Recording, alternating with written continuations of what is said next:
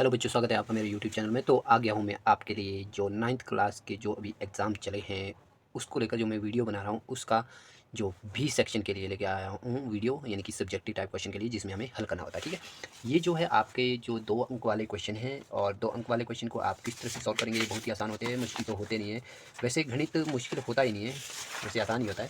तो आप समझेंगे कि किस तरह से करना है, आपको कोई भी चीज़ को क्या करना है, रटना नहीं है। ठीक है, सबसे पहली बात तो ये याद रखना है। देखिए, सबसे पहला क्वेश्चन क्या आया, सिंप्लीफाई द फॉलोइंग एक्सप्रेशन। ठीक है, निम्नलिखित व्यंजक हल करें। हल कैसे करना है, देखिए ये क्वेश्चन आपको खुद बताएगा कैसे हल करना है। देखिए क्या लिखा, अंडर 5 प्लस अंडर 2 का होल स्क्वायर। ठीक है, देखिए यहाँ पे मैं आपके सामने लिख देता हूँ, क्या लिखता हूँ, यहाँ पे लिख देता हूँ, देखो अंडर 5 प्लस अंडर 2 का होल स्क्वायर, ये इसने दिया है, आपको इसे हल करना है। ठीक है, आपको कैसे करना है हल, देखिए ये आपको दिया रखा होगा। ठीक है, आपको क्या करना है हल, जब आपने हल करना है, मैं पहले आपको पैटर्न बताऊंगा जल्दी जल्दी ताकि वीडियो आपका जो है बड़ा ना हो जाए। इस तरह से करना है।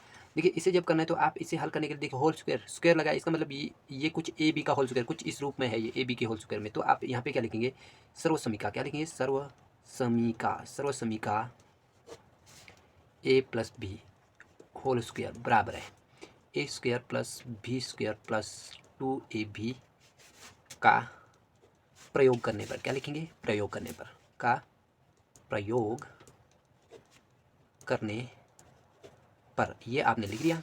तो उसके बाद इसके करने पर क्या होगा तो देखेंगे, बस आपको क्या लिखना है, इसी सर्वसमीका के रूप में इसको लिखना है। लिखें तो चलिए शुरू करते हैं, कैसे लिखते हैं। यहाँ पे लिखूंगा, देखिए मैं थोड़ा यहाँ से शुरू करूँगा, चाहे तो यहाँ से भी शुरू कर सकते हैं। यहाँ देखिए, यहाँ लिखते हैं अंडर 5 प्लस अंडर 2, यानी कि ए की जगह पे अंडर 5, बी की जगह पे अंडर 2 और होल स्क्वायर की जगह पे होल स्क्वायर। अब ए की जगह पे ए का स्क्वायर, ठीक है, इसका यानी कि अंडर 5 का होल स्क्वायर किया, आगे किया अंडर 2 का होल स्क्वायर, और इधर किया 2 इंटू ए कितना है 5 अंडर, यहाँ पे रहेगा अंडर 2। अब करें इसे, क्या आपके पास आंसर आने वाला है, तो आपके पास देखो ये अंडर से ये स्क्वायर से अंडर कट जाता है, ठीक है, 5 आया, प्लस इस स्क्वायर से अंडर कटेगा तो 2 आया। उसके बाद यहाँ पे देखिए ये किस तरह से रहा, +2, और ये मल्टीप्लाई हुआ तो अंडर के अंदर, क्योंकि अंडर के अंदर वाली संख्या अलग अलग है तो हमारा क्या होगा, 5 दूना 10 हो जाएगा। ठीक है, इस तरह से आपका आंसर आएगा, ये कितना 7 प्लस 2 अंडर 10, किसका आंसर हुआ, ये हुआ आपका अंडर 5 प्लस अंडर 2 इसका होल स्क्वायर का। बस ये आपका जवाब, आपको इसे ऐसे ही करना है, आपको 2 नंबर का आएगा, आपको बिल्कुल इसी तरह से करना है। आपको क्वेश्चन खुद बताएगा कि आपको करना क्या है, ठीक है ना, क्वेश्चन आपको बता देगा खुद ब खुद जो है कि आपको क्वेश्चन बता देगा कि आपको करना क्या है, किस तरह से करना है। ठीक है, थोड़ा सा मैं जूम थोड़ा कम कर लेता हूँ, हाँ इतना चलेगा। ठीक है, आपको खुद बता देगा क्वेश्चन। देखिए इसमें होल स्क्वायर है तो मैंने होल स्क्वायर वाला किया, अगर कुछ और होता तो कुछ और करते हम। ठीक है, आगे चलते हैं। अगला जो क्वेश्चन है, देखिए अगला क्वेश्चन क्या है, अगला क्वेश्चन है आपके पास कि भाई रैशनलाइज द डिनोमिनेटर। ठीक है, हर का परिमेयकरण कीजिए, हर परिमेयकरण भी बोला जाता है, तो इसे कैसे करना है आपको। देखिए क्वेश्चन दिया है, सबसे पहले तो दिया है तो आपको लिखना ही है। अब एक दिन बचा है आपके एग्जाम के लिए, ठीक है, तो आपको कैसे लिखना है, ये आपका और में दिया है, मैं दोनों ही आपको बता रहा हूँ, ये और में दिए गए हैं आपको क्वेश्चन। देखिए 17वां क्वेश्चन था, ये इसी का जो है और में, यानी कि अथवा में, तो इस क्वेश्चन को कर रहे हैं हम अभी। तो देखिए किस तरह से करेंगे आप, आपको दिया है, क्या दिया है, 1/7 - 2। जब आप हल करते हैं ना इस तरह के क्वेश्चन को, देखिए हर परिमेयकरण यानी कि रैशनलाइज द डिनोमिनेटर, हर परिमेयकरण मतलब हर को क्या करना है, ऊपर भी गुणा करना है, नीचे भी गुणा करना है। कैसे गुणा करना है, देखिए यहाँ पे भी गुणा करना है, किसको, हर को। यहाँ पे लिखूँगा 7 + 2, और नीचे भी लिखूँगा √7 - 2 और √7 + 2। ठीक है, अब आप सोचेंगे कि भाई जबकि नीचे माइनस है, नीचे माइनस है, देखिए आप सोचेंगे कि नीचे तो माइनस है तो मैंने प्लस क्यों किया, ये इस तरह से क्यों किया कि ये प्लस हो गया। ये इसलिए इस तरह से मैंने किया, क्योंकि क्यों किया ये इस तरह से, क्योंकि जब रैशनलाइज करते हैं ना, अगर नीचे कुछ भी दो चीज़ें दी होंगी ना, दो पद दिए होंगे या फिर तीन होंगे, अगर वो प्लस में होंगे ना तो आपको आपको माइनस बना के दोनों साइड गुणा करना है, यानी कि डिनोमिनेटर में जो भी होगा, अगर प्लस में होगा तो माइनस बना के, अगर माइनस में होगा तो प्लस बना के। ठीक है, इसलिए मैंने एक के साथ गुणा, ये ब्रैकेट का मतलब, चाहता तो मैं यहाँ पे गुणा का साइन भी लगा सकता था पर मैंने नहीं लगाया। ठीक है, लगाने की ज़रूरत भी नहीं है, क्योंकि ये जब ब्रैकेट लग गया और तो इसका मतलब ये होता है कि इन दोनों के बीच में गुणा ही हो रहा है। तो आगे देखिए इसका जो आपके पास आंसर आएगा, ये क्या आएगा, √7 + 2, ये ऊपर ऐसे रहा, और नीचे देखिए सेम चीज़ है, ये सेम चीज़ है, फ़र्क क्या है, प्लस और माइनस का। तो आपको पता है ये कुछ ऐसा बन रहा है, कैसा बन रहा है, ये कुछ इस तरह से बन रहा है। मैं सीधा भी लिख देता हूँ, चलो सीधा ही लिख देता हूँ, फिर आपको बताऊँगा कैसे बनेगा। ठीक है, ये रहेगा √7 और इसका होल स्क्वायर -2 का होल स्क्वायर। तो ये आपका ऐसा क्यों हुआ, तो देखते हैं, √7 + 2 अपॉन ये हो गया 7 -4, तो ये हो गया √7 + 2 अपॉन 7 - 4 3। यहाँ पे आपको कारण देना है, कारण कि ऐसा क्यों हुआ, ये जो है ना ये चीज़ ऐसी क्यों हुई, क्योंकि जो है आपको पता है a + b, और एक बार प्लस में लिखा एक बार a - b लिखा, तो वो हमारा किसके इक्वल होता है, किसके इक्वल होता है वो हमारा होता है a² - b², ठीक है, सॉरी a² नहीं, a² - b² के इक्वल होता है, ठीक है। ये आपने कारण भी दे दिया, इसलिए आपने इसे ऐसा किया, जो यहाँ पे था इसको आपने इस तरह से लिख दिया, ठीक है ना। उम्मीद करता हूँ आपको ये समझ आ रहा होगा। ये कारण भी आपको देना पड़ता है, या फिर पहले ही आपको लिखना पड़ता है इसका प्रयोग करने पर, या फिर आप सीधा ही कर दिए तो और इसका ये करना है, और यही हो गया आपका आंसर। ये आपका आंसर हो गया, बहुत आसान है, ठीक है। अगला क्वेश्चन देखते हैं। अगला क्वेश्चन क्या देखते हैं, इधर देखो, check whether the 7 + 3x is a factor of 3x³ + 7x, ठीक है। जांच कीजिए कि 7 + 3x 3x की घात 3 जमा 7x का एक गुणनखंड है या नहीं। देखो, गुणनखंड पता करने के लिए आपको क्या करना पड़ता है, देखिए ये वाला इसका जो ये वाला जो बहुपद है, ठीक है, ये वाला जो पॉलिनोमियल है ना, ये बड़ा है एज कम्पेयर टू दिस, ठीक है। This polynomial is greater than as compare to this polynomial, ठीक है। कैसे, क्यों है ये बड़ा, क्योंकि इसकी जो पावर है ना वो बड़ी है, यानी कि डिग्री जो है ना इसकी, जो वो डिग्री यानी कि ये जो घात है ना 3 है, यहाँ पे देखो है ही नहीं है, एक है ना।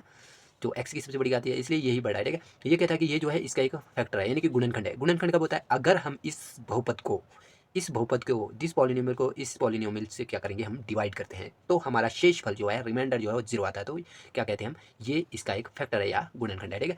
तो आपको यहाँ भाग तो करना नहीं है, बहुत टाइम लगेगा, तो इसके लिए आप कैसे करेंगे, देखिए आपको क्या दिया गया है, मैं यहाँ लिख लेता हूँ, आपका क्वेश्चन जो है मैं लिख लेता हूँ, क्या ये, हाँ, इसे कैसे करना है, देखिए दिया गया क्या है आपके पास, आपको सीधा ही लिखना है। देखिए दिया गया कैसे लिखेंगे आप, दिया गया है, देखिए दिया है, ठीक है। क्या लिखेंगे, देखिए आपको दिया है px, क्या दिया है आपको, px 3x³ + 7, यही दिया होगा, आपको मानना पड़ेगा ना ऐसा। अच्छा 7x है, ठीक है। और साथ में क्या दिया है, gx भी आपको दिया गया है, क्योंकि जो भी इसका गुणनखंड होता है ना gx ही होता है, मतलब ये इसको भागेगा।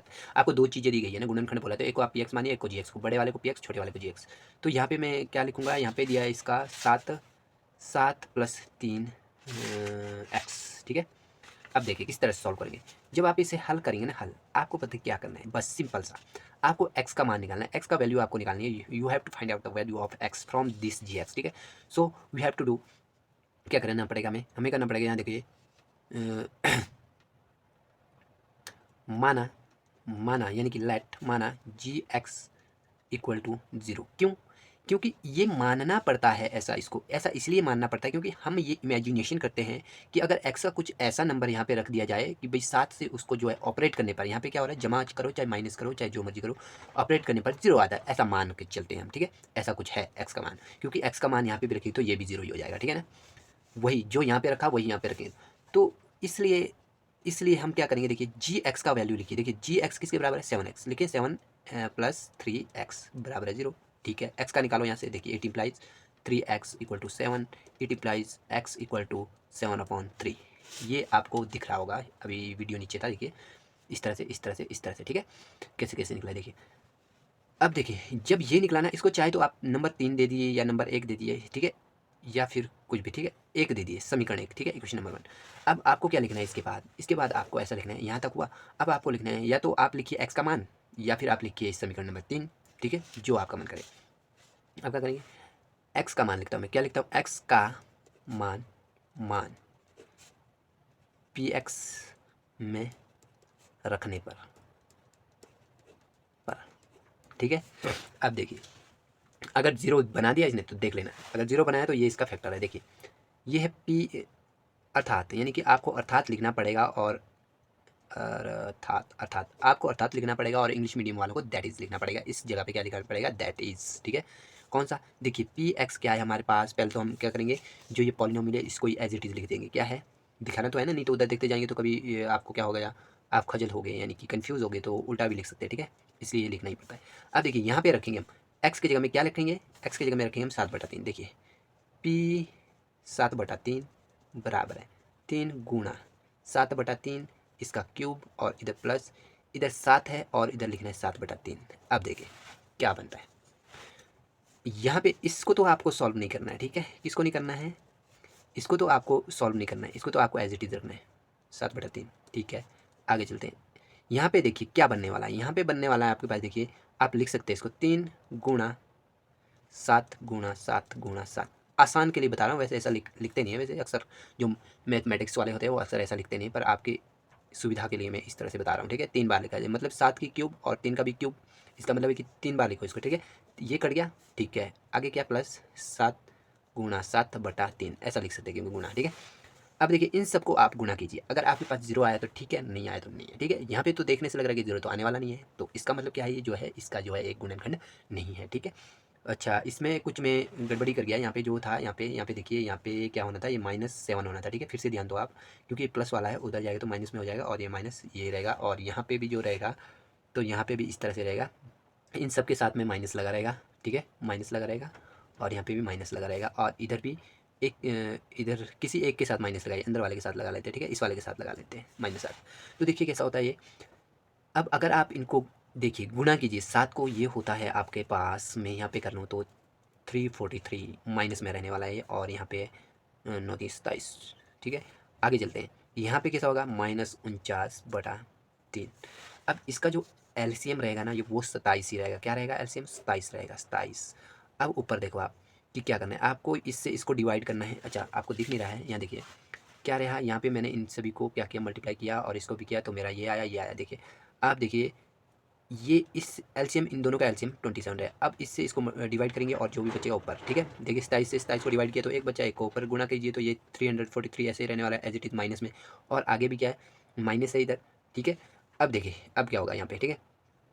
अब यहाँ पे होगा, इससे इसको अगर आप डिवाइड कर लेते हैं, किसको, 27 को 3 से डिवाइड कर लेते हैं, तो ये आएगा 9। 9 को 49 से मल्टीप्लाई कर दीजिए, 9 को 49 से, देखिए 9 81, 88 4 36, 36 और 8 हो गया आपके पास 40, 44 44, तो ये आ गया आपका 441, ठीक है। अब देखो इसका तो आंसर जीरो आएगा ही नहीं, क्योंकि ये ऐड होने वाला है, जीरो तो आने वाला ही नहीं है, ठीक है। तो यहाँ से आगे तो मैं करूँगा नहीं, आपको जो है एग्जाम में यहाँ से आगे भी करना है, आगे करना है, इनको ऐड कर देना है, और उसके बाद अगर डिवाइड होता है तो डिवाइड कर लेना है, ठीक है।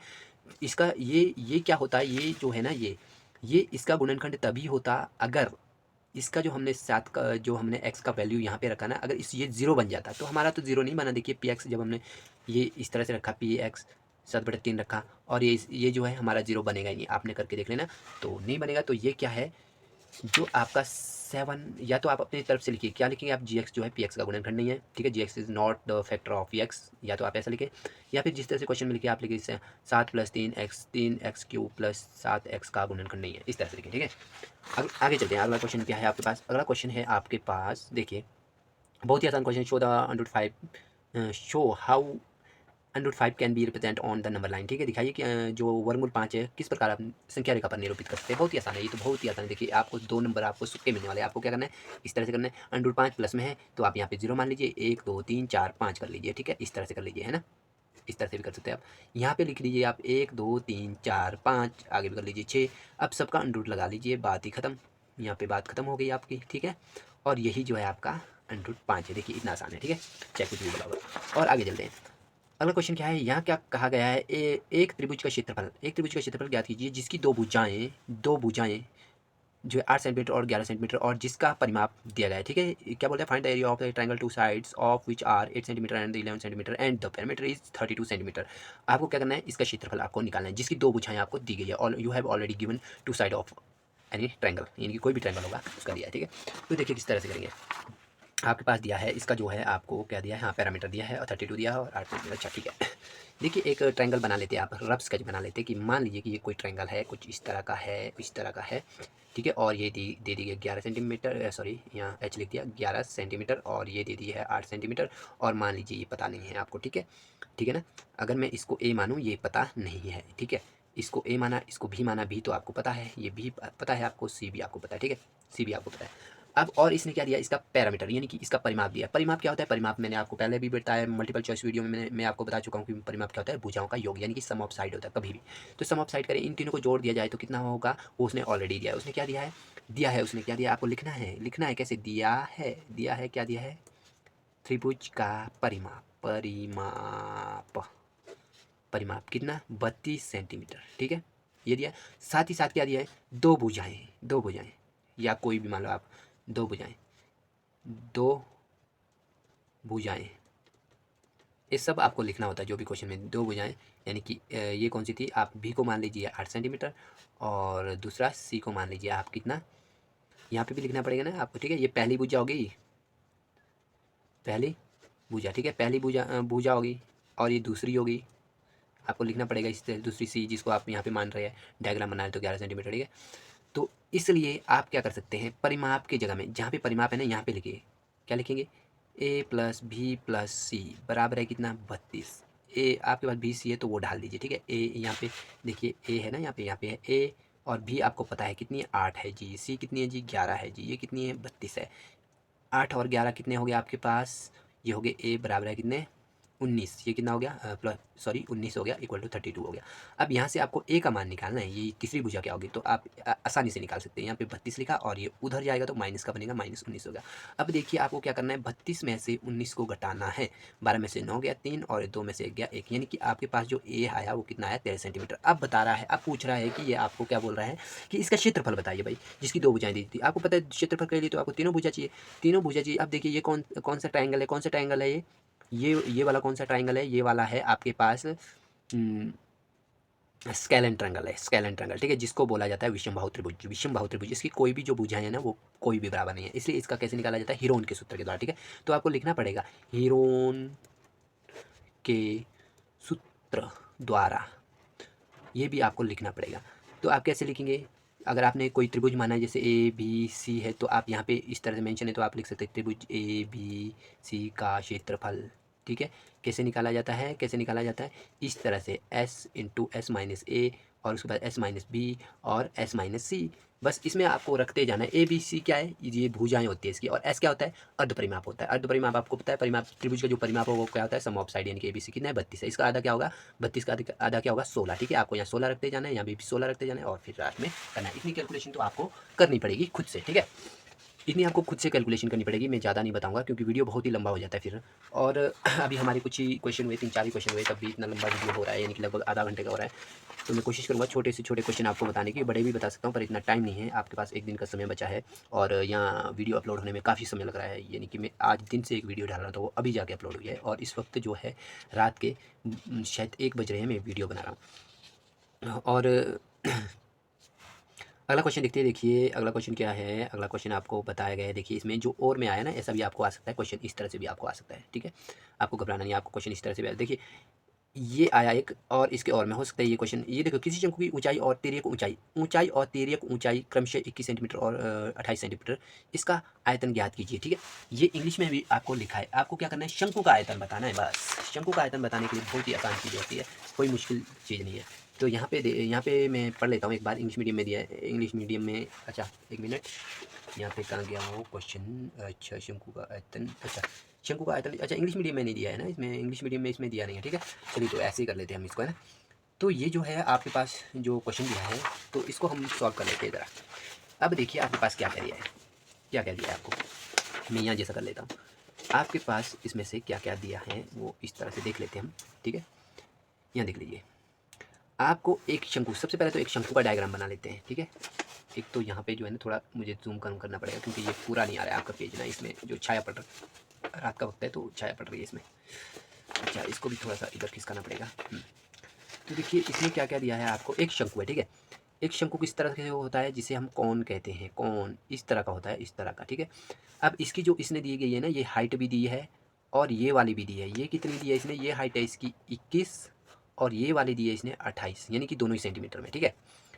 और इसकी तो रेडियस भी तो होगी, कुछ ना कुछ रेडियस भी होगी, ठीक है, रेडियस भी इसकी होगी कुछ ना कुछ। तो आपको ये इसका जो है क्या बताना है, आयतन यानी कि वॉल्यूम बताना है, तो किसका, कौन का वॉल्यूम। तो कैसे बताएंगे, देखिए हमें आपको एक बात हमेशा याद रखनी है, आपको क्या याद रखना है, आपको ये याद रखना है कि कभी भी आपको किसी का भी अगर वॉल्यूम यानी कि if you want to find out the volume of any 3D object, तो आपको उस केस में क्या पता होना चाहिए, बस एक आधार का क्षेत्रफल और उसमें ऊंचाई को गुणा कर देना है, बस बाकी कुछ नहीं, यानी कि बेस इंटू हाइट आपको याद रखना है, क्या रखना है, वॉल्यूम निकालने के लिए, ठीक है। बट इन केस ऑफ इसमें आपको एक चीज़ नई चीज़ ये याद रखनी है, 1/3, अब करना है इसमें क्या, बेस इंटू हाइट, बस 1/3 क्यों, क्योंकि अगर ये सिलेंडर होता ना, सिलेंडर तो देखिए आप, अगर ये सिलेंडर होता है ना, सिलेंडर के 3 पार्ट बना देता है ये थर्ड पार्ट होता है एक सिलेंडर का, इसे 1/3 किया जाता है इसको, ठीक है। इसलिए हम इसे लिखते हैं। और बेस इंटू हाइट आपको करना है। जब बेस मतलब क्या है, बेस मतलब ये मत समझना, ये बेस मतलब जो इसका बेस है ना, ये गोलाकार यानी कि सर्कुलर, इसका एरिया है। बेस से मतलब इसका एरिया है, आपको ऐसे याद रखना है, बेस इंटू हाइट कर देना है। तो कैसे करेंगे देखिए, इस केस में आपको अगर इसका एरिया चाहिए तो इसका एरिया के लिए तो आपको आपको पता है इसका एरिया क्या होता है, ये 1/3 लिख दिया। सर्कल का एरिया क्या होता है, क्या होता है, पाई आर स्क्वायर होता है, ठीक है। उसके बाद उसमें एच डाल दो, एच डाल दो, बस यही जो फॉर्मूला होता है ना आपके कौन के आयतन का होता है, कौन के आयतन का, ठीक है। अब आपको इसमें क्या क्या चाहिए, आपको देखिए हाइट आपको पता है एच, यानी कि हमारे पास कितनी है 21, इसे हाइट कहा जाता है, इसे एल से रिप्रेजेंट करते हैं। ये आपको पता है कितनी है हमारे पास, ये हमारे पास 21, ठीक है। पाई की वैल्यू हमें पता होती है, आर पता नहीं है, आर ही निकालना है। तो देखिए इसमें थोड़ा अगर आप ध्यान से देखें ना, कुछ ये इस तरह से बना है, इस तरह से बना है, इस तरह से बना है, कुछ ऐसा डायग्राम बना है, और ये दिया 28 और ये दिया 21, और ये आपको पता नहीं है। यही तो आपको निकालना है, यही तो निकालना है। देखिए क्या बना, ये क्या बना, एक राइट एंगल ट्रायंगल बना, इनकी समकोण त्रिभुज बना। तो इसमें तो पाइथागोरस से हम कर सकते हैं, ठीक है। पाइथागोरस से हमने क्या निकालना है, ये बेस वाला निकालना है। बेस वाला निकालना है तो कैसे करेंगे आप, देखिए पाइथागोरस के तो कैसा होता है, h square equal to b square plus p square होता है। इसमें से आपको ये वाला निकालना है, तो इसे इधर ले जाइए, तो आप क्या करेंगे, बी स्क्वायर इक्वल टू, इसे यहाँ से यहाँ को ले जाएंगे तो ये h square minus b square हो जाएगा, और भी आपको निकालना है तो अंडरूट इसमें लगा लो, और यहाँ पे h square minus b square करो। अब एच स्क्वायर की वैल्यू डालो, एच मतलब ये होता है हाइपोटेनियस, ये होता है, ये एच होता है आपका, ये होता है आपका पी, और ये होता है आपका भी, नीचे हमेशा भी होता है, ठीक है। तो आप एच कितना है 28 है, तो आप क्या करेंगे, यहाँ पे 28 का स्क्वायर कर देंगे, और उधर क्या करेंगे आप, इधर पी की जगह में 21 का स्क्वायर कर देंगे, 21 का स्क्वायर, ठीक है। तो देखिए 28 का स्क्वायर कर लीजिए, गुणा कर लीजिए 28 को 2 बार, 28 और 28, 8 8 64, 6 8 8 19 16, 16 6 22, ठीक है। और 8 दूनी 16 और 2 दूनी 4 और 5, ठीक है। फिर से कर लेते हैं, 8 8 64, 8 दूनी 16, 16 6 22, ठीक है। अब इन्हें प्लस कर लीजिए, ये कितना हुआ, 4 6 2 8 5 6 7, यानी कि 784। ये क्या हो गया आपके पास, यहाँ देखिए ये हुआ आपके पास 784 माइनस 441। क्यों, क्योंकि 12 का जो स्क्वायर होता है ना, वो हमेशा 144 होता है, आपको ये याद रखना है। पर अगर इन अंक को आगे पीछे कर दिया जाए, इसका स्क्वायर कर दिया जाए, तो 441 होता है, बस ये आपको याद रखना है इस तरह से। तो अब इसे घटाइए, 784 है, इससे अगर 441 हमने घटा दिया तो देखिए क्या आया, यहाँ पे 3 आया, और यहाँ पे 7 में से 4 गया, 3 आया, और सॉरी यहाँ पे 3 हुआ, और 7 में से सॉरी 8 में से 4 गया, यहाँ 4 आया, ठीक है। 8 में से 4 गया 4, और 7 में से 4 गया 3, 343 आया। क्या आया ये आया आपके अंडरूट में 343, जो कि आपका जो होता है 343 किससे होता है, इसका अगर आप अंडरूट करें, ठीक है, किससे बनेगा ये आपको देखिए। अब देखिए इसमें क्या करना है, ये 343 जो है ना, इसको आप 7 से डिवाइड कर सकते हैं। क्यों, क्योंकि मुझे पता है जो 7 का जो है ना क्यूब है, ये 7 का घन ये है, ठीक है। देखिए 7 चौका 28, 7 9 63, ठीक है। 7 चौका 28, 28 में से 6 बचा, यहाँ 63 बना, 7 9 63, उसके बाद 7 से करो 7 7 49, 7 से करो 7 एकम 7। तो देखिए इसका जो आने वाला है ना ये आंसर, ये जो आपका जो भी आया ना, भी पता है कितना आया आपका, ये तो पेयर बन गया, एक अंदर रहने वाला 7 अंडरूट 7 हो गया, ठीक है।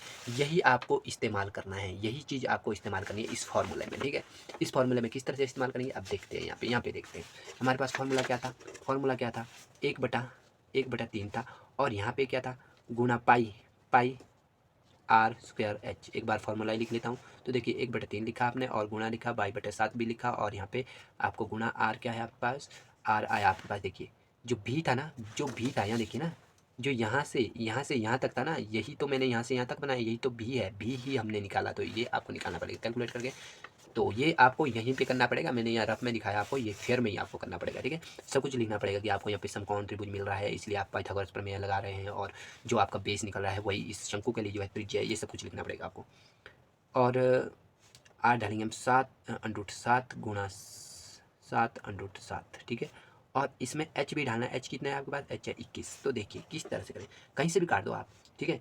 7 3 21 हो गया यहाँ पे, ठीक है, और 3 एकम 3 हो गया, ठीक है, कट गया।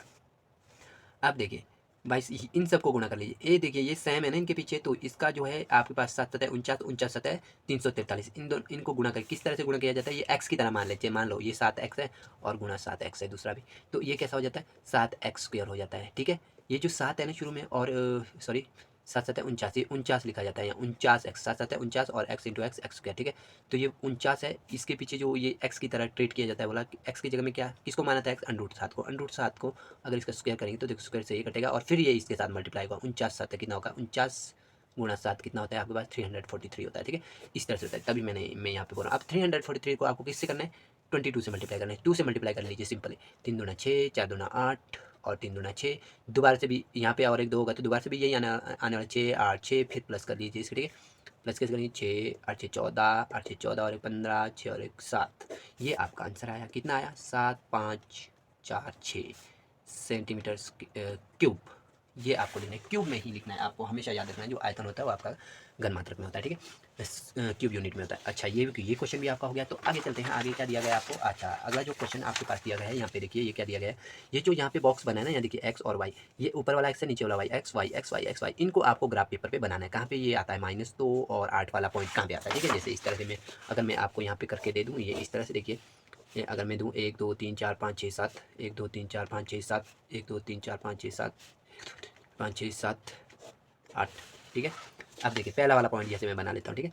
पहला वाला एक्स कितना बोलता है, -2, एक्स ये हमेशा एक्स होता है, ये हमेशा वाई होता है। अब देखिए यहाँ से जाएंगे हम, एक्स का कहाँ है, माइनस की तरफ, किधर को है, 1 2, यहाँ पे एक्स आया -2 और वाई कितना बोलता है 8, 1 2 3 4 5 6 7 और एक बना लेते हैं 8, ठीक है। और ये -2 और -8 जहाँ पे ये मिलेगा ना, यहाँ पे एक बिंदु होगा, ठीक है। उसको आपने क्या करना है, डैश डैश से भी इस तरह से ड्रॉ करना है, डार्क लाइन नहीं, डैश डैश से ड्रॉ करना है। ये सबसे अच्छा तरीका होता है ग्राफ को दिखाने का, ठीक है। कोई कहते हैं कि आपको सिर्फ पॉइंट ही बताना है, आपको पॉइंट नहीं, आपको इस तरह से ग्राफ भी बताना है, ठीक है, डैश डैश से। Okay done. तो आगे चलते हैं। आगे जो आपका क्वेश्चन है, ये वैसे ये काफ़ी बड़ा क्वेश्चन है, ये भी है ना, ये थोड़ा समझाने में आपको टाइम लगेगा। चलो कोशिश करते हैं, फिर भी इसको डायग्राम बनाने में टाइम लगने वाला है, ठीक है ना। चलिए इसे मैं छोड़ देता हूँ, ठीक है। कोशिश करूँगा दूसरी वीडियो में इसे बनाने की। फिलहाल हम ये कर लेते हैं, ये वाला कर लेते हैं। देखिए इसको क्या बोलता है, ये क्या बोले, फैक्टराइज द फॉलोइंग, इनको गुणनखंड कीजिए। इसके गुणनखंड करने, देखिए ये बड़ा ही आसान सवाल आ गया है, ये बहुत ही आसान सवाल आ गया। इसे कैसे करना है, तो ये देखिए आप, ठीक है। आपके पास क्या दिया है, 64a³ आपके पास दिया है, 64a³ - b³ क्या दिया है, यहाँ पे दिया 64a³ - b³। उसके बाद दिया है आपके पास -144, यानी कि b³ है -144 a² भी, यहाँ पे दिया a² भी। उसके बाद क्या दिया है इसने, उसके बाद दिया है प्लस क्या दिया है 108, उसके बाद क्या दिया है a² ठीक है। ये इस तरह से दिया, आपको बोलता है कि इसका क्या निकालना है, इसको आप गुणनखंड निकालना है। तो आपको पता है बड़ा ही आसान होता है इसका गुणनखंड निकालना। देखिए क्या करेंगे, जब यहाँ क्यूब लगाया ना, देखिए ए बी ही दो चीज़ें इसमें, ए बी, तो आपको क्या करना है, इनका अगर यहाँ पे क्यूब लगाए तो क्यूब रूट निकालना है, यानी कि यहाँ घन क्या लगाए, यहाँ पे घन लगाया ना, घन हिंदी में घन बोलते हैं इसको, तो इसका घनमूल निकालना है। तो देखिए इसका मतलब 64 के तीन टुकड़े बनाने, यानी कि 3 फैक्टर बनाने हमारे को, 3 गुणनखंड, ठीक है। ये ऐसी संख्या लिखनी जिसको 3 बार गुणा करने पे क्या आता है, 3 से नहीं 3 बार गुणा करने पे। तो देखिए 64 का जो है ना ऐसे भी बनता है, देखिए 64 है ना, देखिए 4 से करें 16 चौके 64, 4 से करें 4 चौके 16, 4 एकम 4, ठीक है। तो देखिए कैसे बने, 1 2 3 बने, ठीक है। तो मैं लिख सकता हूँ इसकी जगह पे क्या लिख सकता हूँ, मैं लिख सकता हूँ 4a लिख लिया, और ठीक है 4a लिख लिया। उसके बाद b की जगह पे लिख सकता हूँ, मैं क्या लिख सकता हूँ, -b, सिर्फ इतना लिखना है आपको, और इसको इस तरह से लिखना है, ठीक है। देखिए कैसे किया, इसका मैंने क्या किया कि इसकी पावर को हटाना है आपको, बस इसका जो है क्यूब रूट लिख देना है। भी का क्यूब रूट क्या होता है, भी होता है, ठीक है। भी का क्यूब रूट भी होता है, और 64 का जो है 64 कैसे होता है, भी का क्यूब रूट भी। यहाँ देखिए जो ये भी का जो क्यूब है ना, इसका क्यूब रूट ऐसे लिखा जाता है, यहाँ पे छोटा सा 3 लिखा जाता है, तभी पता चलता है ये क्यूब रूट है, अदरवाइज ये तो स्क्वायर रूट हो जाएगा। तो हमेशा क्यूब से क्यूब रूट कट जाता है, तो सिर्फ क्या बच जाता है ये, ठीक है। वैसे ए का क्यूब रूट, एक क्यूब है तो ए का क्यूब रूट निकालो। और इसी चीज़ को पता है किस तरह से लिखा जाता है, इसी चीज़ को ऐसे लिखा जाता है 4a - b एक बार, 4a - b 2 बार, उसके बाद 4a - b 3 बार। बस यही आपका आंसर है, इतना सा बस। उम्मीद करता हूँ आपको समझ में आया होगा, ठीक है। आगे चलते हैं, अगला क्या क्वेश्चन है, अगला देखते हैं। हाँ आगे इसमें जो ऑप्शन में दिया गया है, अगला और में दिया गया है, बहुपद का गुणनखंड ज्ञात कीजिए। ये यहाँ पे ये चीज़ दी गई है, ठीक है। ये चीज़ क्या दी गई है, अब इसे समझो आप, ये कौन सी चीज़ है इसे समझना है। इसका गुणनखंड आप कैसे निकालेंगे, देखिए आपके पास दिया गया है 27y³, कितना दिया है 27y³। उसके बाद है जी प्लस 125z³। देखिए कितना आसान है, देखा आपने। अब इसका पता कैसे निकालते हैं, देखिए आपने कभी ऐसा फॉर्मूला पढ़ा, a³ + b³ पढ़ा कभी? अगर नहीं पढ़ा तो यहाँ पे देख लीजिए, आपकी 9th की बुक में है। तो इसका कैसा होता है मैं आपको बताता हूँ। इसमें आपको लिखना पड़ता है a + b सेम, अगर ये क्यूब में a + b लिखें, उसके बाद आपको लिखना है a² क्योंकि एक एक ए तो निकल गया, अब ए स्क्वायर, उसके माइनस ए भी लिखना पड़ता है यहाँ पे, ठीक है। उसके बाद लिखना पड़ता है आपको, उसके बाद क्या लिखना प्लस बी स्क्वायर, बस ये चीज़ें आपको लिखनी पड़ती है, ठीक है। ठीक है, देखिए बहुत आसान है, देखिए प्लस है तो प्लस में लिखो एक बार, क्यूब नहीं लगाना है। उसके बाद एक एक ए भी निकल गया, एक तो ए स्क्वायर रहेगा, बी भी निकला तो एक तो बी स्क्वायर रहेगा, और जब इन दोनों को गया तो माइनस का चिन्ह लगेगा। अगर यहाँ पे माइनस होता ना माइनस, तो हम यहाँ पे भी माइनस लगाते, पर यहाँ पे सारे प्लस में रहते फिर, ठीक है। देखिए ए क्यूब माइनस बी क्यूब, इसको कैसे करना है, इसको करना है ए माइनस बी बी, और अंदर करना है A square plus A B plus B square, बस ऐसा है ये फॉर्मूला, इतना सा फर्क है। अगर इधर प्लस है तो यहाँ प्लस लिखा तो यहाँ बीच में माइनस लिखना पड़ेगा, अगर इधर माइनस है इधर माइनस लिखा तो बीच में प्लस लिखना पड़ेगा, बाकी ऐसे ही है। तो इसी तरह से करेंगे हम, क्या करेंगे, हमने क्या किया, क्यूब था तो हमने क्या लिखा है, क्यूब रूट है, यानी कि क्यूब को खत्म कर दिया, इसका मतलब क्यूब रूट लिखना पड़ेगा। तो देखिए स्टाइस का जो होता है ना, स्टाइस कैसा होता है, स्टाइस ऐसा बनता है मेरा, यहाँ देखिए मैं इसको लिखता हूँ 27, ये वाई क्यूब है ना, और प्लस 125 जेड क्यूब है, तो मैं इसको बिल्कुल इसी के अकॉर्डिंग लिखूंगा। तो कैसे लिखूंगा, यहाँ देखिए मैंने ए भी लिखना है, तो स्टाइस का क्यूब रूट क्या होता है, यानी कि वर्गमूल, वर्गमूल स्टाइस का वर्गमूल होता है 3y लिखो, ठीक है, 3y लिखा, आगे प्लस लिखो। अब इसका भी निकालो, ये होता है 5z, ठीक है, ये लिख लिया। अब इधर इधर क्या लिखना है आपको, ए का स्क्वायर, यानी कि अब यहीं से देख के लिखो आप, इसका स्क्वायर, इसका स्क्वायर लिखें तो ये हो जाएगा 9y स्क्वायर, उसके बाद माइनस लगाएं, उसके बाद इन दोनों को गुणा करके लिखे, कैसा होगा, 5×3 = 15 y z, ठीक है, आगे लिखे प्लस, उसके बाद इसका स्क्वायर लिखे तो ये होगा 25z स्क्वायर, यही आपका गुणनखंड हो गया और आपका यही आंसर हो गया, सिर्फ इतना सा आंसर हो गया इस फॉर्मूले के अकॉर्डिंग ही, ठीक है। देखिए ना आपने क्या किया, ए क्यूब की जगह में ये इसका क्यूब लिखा, बी क्यूब की जगह में ये लिखा, ए की जगह में इसका, जब आप ए निकालते ए ये होता है बी होता है, यानी कि ए की जगह में ये, बी की जगह में ये, तो आपको इन्हीं से उसके बाद यही मदद मिलेगी, आपको इसका स्क्वायर करना है, इन दोनों को गुणा करना है, माइनस लगाते हो इसका स्क्वायर करना है, बस बात खत्म, इतना सा है, ये मुश्किल है नहीं, ठीक है। आगे चलते हैं, अगला जो क्वेश्चन दिया गया है आपको, क्या दिया है, ये एक संरचना करने की है, ये जो त्रिभुज है ना, ये 24 वाला, ये संरचना करने की, इसमें भी टाइम लगेगा, ये भी मैं आपको इस वीडियो पे नहीं बताऊंगा। तो अगला क्वेश्चन चलते हैं, अगला क्वेश्चन है आपको क्या है, अगला क्वेश्चन दिया गया है आपको कि भाई निम्नलिखित को P/Q के रूप में व्यक्त कीजिए जहाँ P और Q पूर्णांक है तथा Q नॉट इक्वल टू 0, यानी Q जो है 0 नहीं है, ठीक है।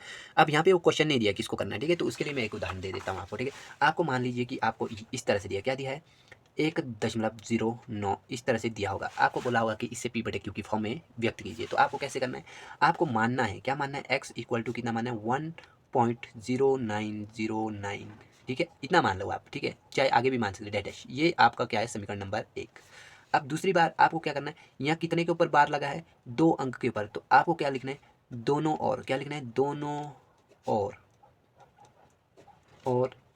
100 से गुणा करने पर, गुणा करने पर आपको जो है ना, ये कैसे पता चलेगा किससे गुणा करना है, यहाँ देखना है आपको कितने अंक के ऊपर लगा है बार, जितने अंकों के ऊपर बार लगाए ना, उतने ही अंकों से आपको क्या करना होता है, उतने ही अंक वाले, उतने ही जीरो वाले अंक से आपको गुणा करना है। जैसे 1 के साथ 2 जीरो लगाया, ठीक है, अगर 1 के ऊपर तो 1 के साथ 1 जीरो, यानी कि 10 से करते हैं, अगर 3 के ऊपर लगा होता है तो हम क्या करते हैं, यहाँ पे 1000 से गुणा कर लेते हैं, ठीक है। तो दोनों और करना है, दोनों और मतलब यहाँ पे दोनों और, तो ये क्या बनेगा, 10x बराबर है, अब यहाँ पे जब गुणा करेंगे ना, आपको पता है जब गुणा करते हैं ना, दशमलव आगे की ओर शिफ्ट हो जाता है, ठीक है, सॉरी, हाँ आगे की ओर शिफ्ट हो जाता है, गुणा जब होता है ना, दशमलव आगे की ओर शिफ्ट हो जाता है, इधर को जाता है, ठीक है।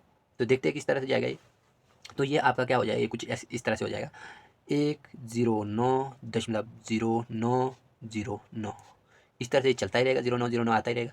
तो ये समीकरण नंबर 2। अब आपको क्या करना है, 2 में से 1 को घटाना है, हमेशा क्या करना है, 2 में से 1 को घटाना है, इस तरह के केस में 2 में से 1 को घटाएंगे आप, उसके बाद अगला स्टेप क्या रहेगा आपका, 2 में से 1 को घटाने का, ठीक है, 2 में से आपको 1 को घटाने का।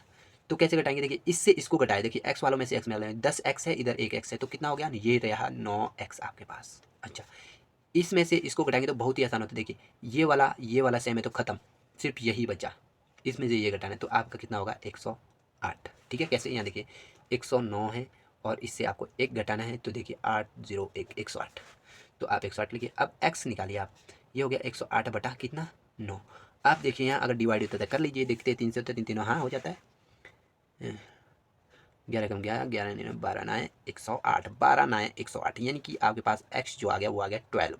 तो आप इसको 12/1 भी लिख सकते हैं, यहाँ पे जो p है, p आपका क्या है, 12 है, और जो q है, q आपका जो है 1 है, ठीक है। देखिए P/Q की फॉर्म में आपको लिख दिया, इस तरह से आपको लिखना पड़ेगा, इस तरह हमने जो है हमने जो है 1.09 बार को P/Q के रूप में व्यक्त कर लिया, जहाँ पर p बराबर है 12 और q बराबर है 1, दोनों ही क्या है, पूर्णांक है, क्यू नॉट इक्वल टू 0 भी है साथ में, ठीक है। वही चीज़ें आपको एक्सप्लेनेशन करनी है, एक्सप्लेन करनी है जो आपको क्वेश्चन में दी होती है, ज़्यादा कुछ भी नहीं होता है इसमें, ठीक है, ज़्यादा और कुछ भी नहीं होता है। तो आगे चले हम, आगे चलते हैं, आगे कौन सा क्वेश्चन है, अच्छा यहाँ देखिए फैक्टराइज। अब आपको बोला कि इसका फैक्टराइज करना है, ठीक है, कैसे करना है, गुणनखंड प्रमेय की सहायता से वाई स्क्वायर, अच्छा दिख रहा है आपको, अच्छा Y square minus 5x plus 6 का गुणनखंड कीजिए, गुणनखंड प्रमेय की सहायता से। अब देखिए गुणनखंड प्रमेय यानी कि फैक्टराइजेशन मेथड क्या है, उसके हेल्प से आपको इसे सॉल्व करना है। तो हम किस तरह से करेंगे यहाँ पे देख लेते हैं, एक पेज ले लेता हूँ मैं अलग से, ठीक है। देखिए बहुत ही आसान होता है ये जो गुणनखंड प्रमेय फैक्टराइजेशन मेथड, ठीक है। अब कैसे करें, वाई स्क्वायर आपको लिखना तो सबसे पहले वैसे ही पड़ेगा, क्या है, दिया है लिखना पड़ेगा, दिया है आपने लिख लिया, ठीक है। तो इसमें क्या है, y square minus 5x, y square minus 5x उसके प्लस 6 है। आपको क्या निकालना है, इसके गुणनखंड निकालना है, ठीक है। तो आपको हल करना है, हल क्या करना है, हल जब आप करेंगे तो बस आपको सिंपल एक चीज़, अगर आपको गुणनखंड बोला होगा या फिर आपको शून्य को बोला होगा या फिर आपको x के मान बोला होगा, इसमें क्या y है ना, अच्छा इधर क्या लिखा था, y लिखा था ना, अगर इसमें y है ना, y या फिर y का मान बोला हो, अगर x लिखा तो x का मान बोला होगा, या फिर शून्य को बोला होगा, या फिर मूल बोला होगा, ठीक है, या फिर गुणनखंड बोला होगा। तीनों जो भी मैंने तीन चीज़ें बताई, तीनों को करने का जो है रास्ता सेम है, सेम तरीका है। अगर आपको शून्य को बोला होगा ना, तो बस आपको क्या करना है, जब हल करना है ना, तो y square minus 5x plus 6 equal to 0, ये आपको करना है। शून्य या मूल या फिर x का मान बोला होगा, क्या बोला होगा, शून्य, मूल या फिर x के मान, x का मान आपको पूछा हो। अगर आपको इस तरह से पूछा हो, तब आपको इस जो बहुपद है, इस पॉलिनोमियल को, this you have to write in this form, ठीक है, in this equation you can write in this form whenever you have to find out the zeros or root, okay, this is the zeros and root and value of x, okay। सो जब भी आपको इस तरह से निकालना होगा, ठीक है, तब आपको क्या करना पड़ेगा, इसमें जो है आपको क्या क्या क्या क्या करना पड़ेगा, आपको सिर्फ 0 लिखना पड़ेगा। अगर आपको इन तीन में से कोई नहीं पूछा, सिर्फ आपको क्या पूछा है, if you have to ask, अगर आपको ये पूछा गया होगा कि भाई क्या पूछा होगा, इसमें क्या पूछा था, हाँ गुणनखंड इनकी फैक्टर, FACTOR फैक्टर या फिर फैक्टराइज पूछा होगा, तब आपको क्या करना पड़ेगा, गुणनखंड करने पड़ेंगे। तो कैसे करने पड़ेंगे, उस केस में आपको ये 0 नहीं लिखना पड़ेगा, बस ऐसे करना पड़ेगा। तो आपको क्या करना है, करने का सबके लिए सेम तरीका है, सिर्फ उसमें एक 0 लिखा रहेगा, बाकी कुछ नहीं, जो इन सभी के लिए। तो आपको क्या करना है, इसमें एक चीज़ आपको अपनाना है, एक रास्ता, और ये अगर रास्ता अपनाया तो कभी भी आपको गलत नहीं होगा। तो आपको क्या करना है, कोई दो संख्या सोच लेनी है, a प्लस बी आना चाहिए आपको, कोई दो संख्या है जिनको जोड़कर आपको आना चाहिए -5, ये बीच वाला, और इन्हीं को गुणा कर लेते हैं, a गुणा बी ए भी हो गया, a गुणा बी करेंगे तो वो आना चाहिए आपको, ये जो लास्ट वाला डिजिट है ना, और यहाँ पे जो y के सामने जो डिजिट होता है उसको गुणा कर लेते हैं, ठीक है।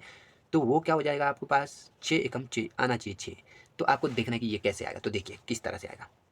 तो आपको इसको करने के लिए आपको अब यहीं से आपको पता चलेगा कि ये ए बी क्या है असल में। तो आपको क्या करना है, 6 के जो है फैक्टर कर देने हैं, 2 से करें 3 दूने 6, ठीक है, और 3 से करें 3 एकम 3, यानी कि आपके 2 गुणा 3 गुणा 1 ये बने। अब आपके इसके 2 पीस बनाने हैं, इन्हीं से बनाना है आपको, इसी में आपको खेलना है, अब इन अंकों के साथ खेलना है। कैसे करेंगे, एक तो बना लेते प्लस माइनस 2, ठीक है, दूसरा बना लेते 3 एकम 3, एक तो यही रख दिया, दूसरा बनाया प्लस माइनस 3 एकम 3, ठीक है। अब देखिए अगर 2 जमा 3 करें तो आएगा 5, ठीक है, 5 आएगा, हमें तो चाहिए -5, गलत है। अगर हम 2 माइनस 3 करें तो आएगा -1, तब भी गलत है। अगर हम -2 -3 करें तब हमारा कितना आएगा, -5। देखिए ये वाला सही है, इसका मतलब -2 और -3, ए भी मिल गया, ए मिला हमें -2, बी मिला हमें -1। इनमें से ना किसी को भी आप ए मानो, चाहे इसको ए मानो चाहे इसको ए मानो, इसको भी मानो चाहे इसको भी मानो, किसी को भी ए भी किसी को भी मान सकते हैं, ठीक है। अब ठीक है, ये तो मान गए हम कि भाई ये तो आ गया, भाई ये तो हमारी सेटिस्फाइड हो गई। अब देखते हैं क्या इनको अगर हम गुणा करें, ये दो चीज़ें हैं, ये दो चीज़ें हैं, क्या इनको गुणा करें तो क्या ये सही हो जाएगा। देखते हैं, -2 गुणा -3, क्या ये 6 आएगा, 6 भी आना चाहिए। अगर नहीं आ रहा है तो आपका ये गलत बने हैं, तो आपको दोबारा से फिर से ट्राई करना है इसमें, ठीक है। यहाँ पे ट्राई करना है किस तरह से होना है। तो देखिए 3 दूना माइनस माइनस इंटू माइनस, यानी कि माइनस के साथ माइनस तो खत्म हो गया, माइनस यानी कि प्लस में कन्वर्ट हो गया, 3 दूना 6 हो गया, ठीक है, 3 दूना 6, तो ये 6 हो गया, तो ये हमारा भी सही हो गया। तो हमें क्या करना है, 2 और 3 लिखना है, हमें क्या करना होता है, इसमें जो बीच वाली टर्म होती है ना, इसको स्प्लिट करना पड़ता है इन 2 फैक्टर में, ठीक है, टू फ्रैक्शन में, यानी कि 2 टुकड़े बनाने पड़ते हैं, इसको स्प्लिट करके तोड़ना पड़ता है, 2 टुकड़े बनाने पड़ते हैं इसके छोटे छोटे, कि जिसको करके या जमा घटा जो भी करके कि भाई ये -5 आ जाए। तो हमने वही बना लिया, देखो 5 को हमने तोड़ा, ये बना लिया। अगर इसके पीछे x लिखूँ तो इसके पीछे भी x लिखना पड़ेगा, तो यहाँ पे तो x लिखा, तो हमें अब बात आती है इसकी कि भी हम किसे पहले लिखें भाई। -2 को पहले लिखें या फिर -3 को पहले लिखें।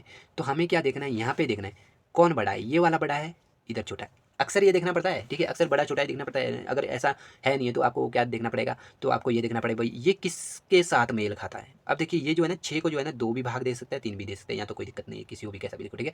पर बड़े की तरफ बड़ा, छोटे की तरफ छोटा, चाहे आप जैसा भी लिखेंगे तब भी कोई दिक्कत नहीं है, तब भी आपका आंसर सही आएगा। पर उसमें एक दिक्कत आपकी होगी कि आपका क्वेश्चन गलत होगा, क्योंकि आपकी कैलकुलेशन जो होती है इतनी स्ट्रॉन्ग नहीं होती है, ठीक है। अगर मैं कैसे भी लिख दूँ तो ये चाहे जैसा भी लिख दूँ कोई दिक्कत नहीं होगा मुझे, तो आपको हो सकती है। तो इसलिए मैं बोल रहा हूँ कि अरेंजमेंट अगर आप सही करेंगे ना बहुत आसानी से हो जाएगा। कैसे, देखिए छोटा है तो y के आगे 1 है, तो मतलब छोटे की तरफ छोटा रखूँगा मैं और बड़े की तरफ बड़ा रखूँगा। तो मैं इससे कैसे लिखूँगा, यहाँ देखिए, तो मेरी नेक्स्ट लाइन क्या होने वाली, y², यहाँ पे लिखूँगा -2y, सॉरी y था इधर, मैं x लिख रहा हूँ, और इधर -3y और इधर +6, ठीक है, ये लिखा। देखिए इस y की तरफ, y के पास 1 है तो इस तरफ 2, उस तरफ 3। अब मुझे इन दोनों से कॉमन लेना है, दोनों से, इससे भी, इससे भी। तो कैसे लेंगे, देखिए इससे ये, इसको देखना है, ये छोटा है ये बड़ा है, जिसमें स्क्वायर लगा था वो हमेशा बड़ा होता है, ये छोटा है, ये y दे सकता है, वो भी y दे सकता है, ये 2 दे सकता है, इसके बाद 2 नहीं। तो हम क्या करेंगे, यहाँ पे y निकालेंगे। y हमने निकाला तो यहाँ से एक y निकल गया, एक y अंदर रह गया ब्रैकेट के अंदर, और ये माइनस, यहाँ से y निकल गया तो यहाँ -2 रह गया।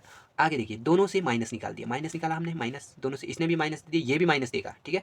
और 3 ये भी दे सकता है, ये भी दे सकता है, क्योंकि 6 जो होता है ना, 6 वो 2 × 3 की फॉर्म में होता है। 3 इसने दे दिया तो इसके पास 2 बचेगा इस जगह पे, ठीक है। इसने तो 3 दे दिया तो 3 दे दिया, y तो ये दे सकता है, ये नहीं दे सकता, y तो छोड़ दो। तो फिर यहाँ पे y लिख दिया, y अंदर ही रह गया, 3 इसका निकल गया बाहर, और यहाँ पे क्या रह गया आपके पास -2। अब ये -2 कैसे रह गया, यही सोचना है, ठीक है। अब माइनस कैसे, इसने माइनस दिया, इसने कैसे दिया माइनस, बस ये इमेजिनेशन करता है। ये प्लस कब बनता है, प्लस तभी बनता है ना जब आपके पास 2 माइनस होंगे, 2 माइनस अगर गुणा के फॉर्म में होंगे ना, तभी तो ये इसका जवाब प्लस में आ जाता है ना। अब उसमें से आपने क्या कर दिया, एक माइनस निकाल दिया बाहर, एक माइनस आपने कॉमन निकाल दिया, एक जो प्लस बना था इसमें से एक माइनस आपने निकाल दिया। जब एक माइनस आपने निकाल दिया तो आपका तो वहाँ पे एक माइनस रह जाएगा ना अपनी जगह पे, वही माइनस यहाँ पे 2 के साथ रह गया, ठीक है। जैसे आपने 2 गुणा ये 6 है ना, इसमें से आपने क्या किया, 3 को निकाल दिया और 2 वहीं पे रह गया अपनी जगह पे, वैसे ही यहाँ से एक माइनस निकाल दिया, एक वहाँ पे रह गया, ठीक है। अब देखिए, अब देखना है आपने ये जो पूरी चीज़ है ना, ये क्या कॉमन दे सकती है। देखिए 2 चीज़ें यहाँ पे, देखिए कितने, 1 2 3 4, 4 पत्ते, ठीक है। एक ये था, एक ये था, एक ये था, एक ये था। हम क्या करते हैं, 2 2 के जोड़े बना के कॉमन लेते हैं। अब यहाँ पे कितने बने, 1 2, सिर्फ 2 ही पद बने। अब इन दोनों से कॉमन लेने, ये दोनों, y क्या दे सकता है आपको, y -2 दे सकता है, 3 क्या दे सकता है आपको, y -2। तो निकालिए इससे कॉमन, y -2 दे दिया इसने, और इसने भी दे दिया, इसने भी दे दिया, तो बचा क्या आपके पास, y -3 बचा। तो यही जो है आपका आंसर होने वाला है, ठीक है, फैक्टर। इसी तरह से करें। अगर शून्य की बात होती ना, अगर शून्य या फिर x के मान की बात या फिर मूल की बात, ठीक है, ठीक है, root of this quadratic equation होता, तो आपको क्या करना होता है, सिर्फ बस कुछ नहीं करना होता है, यहाँ पे आगे जीरो लगाना होता है, जीरो लगाना होता है, जीरो लगाना होता है, यहाँ पे आगे जीरो लगाना होता है। तो बस अब इसका मतलब ये होता है कि ये भी इक्वल टू जीरो है, ये भी इक्वल टू जीरो। देखो y -2 है और ये भी इक्वल टू जीरो है, और y -3 है, ये भी इक्वल टू जीरो है। तो अब यहाँ से y का मान निकालेंगे, ये उधर जाएगा तो ये कितना बनेगा 2, और यहाँ से y का मान निकालेंगे, ये उधर जाएगा तो कितना बनेगा, y = 3। तो आप लिख सकते देयरफॉर y = क्या क्या आया आपके पास, 2,3 आया। बस यही आपका आंसर रह जाएगा, ठीक है। आपके पास जो है y के आंसर आ गया। इस तरह से अगर आपको मोल पूछा तो भी यही है, अगर आपको x के मान पूछा तो भी यही है, अगर शून्य पूछा तो भी यही है। शून्य क्यों बोलते हैं, क्योंकि अगर हम इन वैल्यू को या 2 को यहाँ पे रख दूँ ना, तो इसका जो आगे जो जीरो लिखते हैं ना हम, शून्य, मतलब ये जीरो बना देता है, इसको क्या बना देता है, जीरो, ठीक है। मूल का भी मतलब क्या होता है, मूल आपको पता है ना, जो ग्राफ में मूल जो है इंग्लिश में ओरिजिन कहा जाता है, मूल बिंदु यानी कि ओरिजिन, ठीक है। वहाँ पे मूल क्या होता है, जीरो जीरो ही होता है ना, तो यही बात होती है, ठीक है। इस तरह से आपको समझिए इसको, इसमें आपको दिक्कत नहीं होनी चाहिए। अब आगे आपको पूछा गया है, find 3 different rational number between the rational number 5/7 and 9/1, ठीक है। इनके बीच में आपको क्या करने हैं कि भाई क्या करना है आपको, डिफरेंट रैशनल नंबर आपको निकालने हैं, ठीक है। कितने, 3 निकालने हैं बस। इसका भी एक आसान तरीका बताता मैं, देखिए ये क्या है, 5/7 आपको लिखा है, क्या लिखा है, 5/7, एंड आपको क्या लिखा है, और 5/7 हो गया, और 9/1 लिखा है, ठीक है। क्या लिखा है, 9/1, चाहे 9 लिखो चाहे 9/1 लिखो। इनके बीच में आपको कितने निकालने, 3। अगर आपको 3 रैशनल नंबर पूछे, यानी कि 3 परिमेय संख्या पूछे, तो आपको पता है क्या करना है, इसको 4 से गुणा कर देना है दोनों संख्या को। 3 पूछा तो 4 से, नीचे भी ऊपर भी, नीचे भी ऊपर भी, ठीक है। तो आप किस तरह से करेंगे ये देखेंगे आप, ठीक है। सबसे पहली बात आपको कैसे करना है इसको, ठीक है। पहले तो आप क्या करेंगे, इनको जो है ना इक्वल बना लो, इक्वल, क्या क्या बनाएंगे, इनको इक्वल बना लो।